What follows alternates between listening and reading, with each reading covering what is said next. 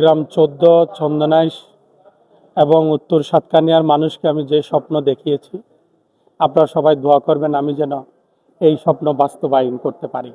আপনারা দেখেছেন আমার এই চন্দনাইশ অবহেলিত চন্দনাইশ, উত্তর সাতকানিয়া অবহেলিত উত্তর সাতকানিয়া, আমাদের রাস্তাঘাটের বেহাল দশা। মানে দক্ষিণ জেলার মধ্যে সবচেয়ে অবহেলিত উপজেলা হচ্ছে চন্দনাইশ। আমরা যা যা মানুষের দরকার, রাস্তাঘাট, কালভার্ট, মানুষের কর্মসংস্থান, এবং আপনারা দেখেছেন মাননীয় প্রধানমন্ত্রী গতকাল এই যে মহিলা কার্ডের ব্যাপারে অলরেডি কাজ শুরু করে দিয়েছে।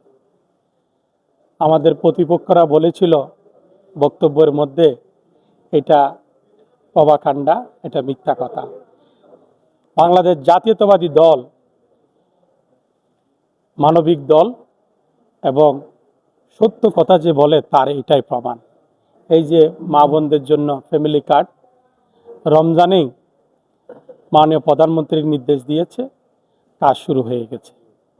ইনশাল্লাহ আমাদের যে ওয়াদাগুলো ছিল আমরা একে একে সবগুলো আমরা বাস্তবায়ন করব। আমি সর্বশেষ যে কথা আপনাদেরকে বলেছি, আপনারা সাংবাদিক ভাইরা কিছুক্ষণ আগে যে প্রশ্ন আমাকে করেছেন, 50 বছরের রাজত্ব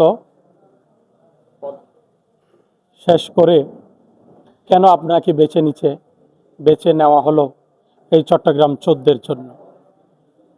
আমি মানুষকে কনভিন্স করতে পেরেছি, মানুষকে বোঝাতে সক্ষম হয়েছি, মানুষকে আশার আলো দেখিয়েছি।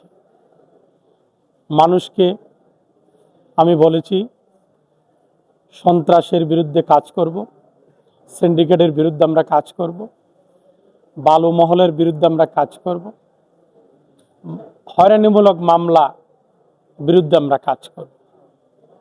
আমরা একটা সুন্দর চট্টগ্রাম 14 আমরা যেন যে আশা আকাঙ্ক্ষা নিয়ে ভোটাররা আমাকে ভোট দিয়েছে, বাংলাদেশ জাতীয়তাবাদী দল দানের শীষের প্রতীককে বিজয়ী করেছে,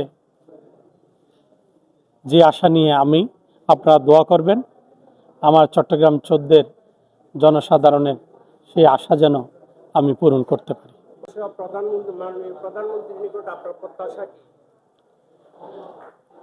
প্রত্যাশা হচ্ছে এই যে উনি যে দিক নির্দেশনা দিয়েছে মানবিক চন্দনাইশ করার জন্য, চন্দনাইশের মানুষকে সুখে শান্তিতে রাখার জন্য এবং মানুষের পাশে দাঁড়ানোর জন্য, এবং যা যা আছে, মাত্র আমরা তো শুরুই করলাম, মাত্র শপথ নিয়ে চট্টগ্রামে আসলাম, চন্দনাইশে আসলাম, আজকে তো প্রথম দিন নাকি না। তো দোয়া করেন, আগামীতে অনেক কিছু দেখবেন। আমি সবার কাছে যাব, যার যে সমস্যা ইনশাল্লাহ সমাধান করব। মাননীয় সংসদ মহোদয়, আপনি চট্টগ্রাম 14 চন্দনাইশ 7 এলাকা প্রথম যে কি সমস্যা বলে আপনি মনে করছেন? আপনার প্রথম কি সমস্যা আপনি সম্মুখীন হয়েছে বা কি সমস্যা রয়েছে? প্রথম যেটা সমস্যা হচ্ছে আইন শৃঙ্খলা, সুশাসন প্রতিষ্ঠিত করা। আইন শৃঙ্খলা আমাদেরকে ঠিক করতে হবে। মানুষ যেন ন্যায় বিচার পায়, মানুষ যেন হক বিচার পায়, মানুষ যেন হয়রানি মুক্ত থাকে। প্রথমে তো আমাদের কাজ হচ্ছে আইন শৃঙ্খলা ঠিক করা। পরবর্তীতে আর কি সমস্যা দেখতে পাচ্ছেন?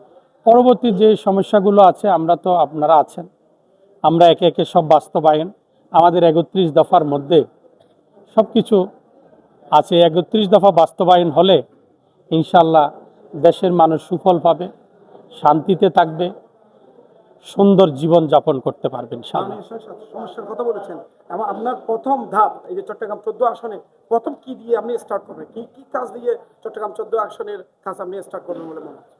এই যে প্রথম আমরা বললাম, আমরা সুশাসন প্রতিষ্ঠিত করব, আমরা ন্যায়ের শাসন প্রতিষ্ঠিত করব, আইন শৃঙ্খলা আমাদের প্রথমত ঠিক করতে হবে। মানুষ যে হয়রানির শিকার হয়েছে তারা সবাই আসতেছে, তাদের থেকে আমরা ডাটাগুলো নিচ্ছি, এর উপর আমাদের কাজ করতে হবে।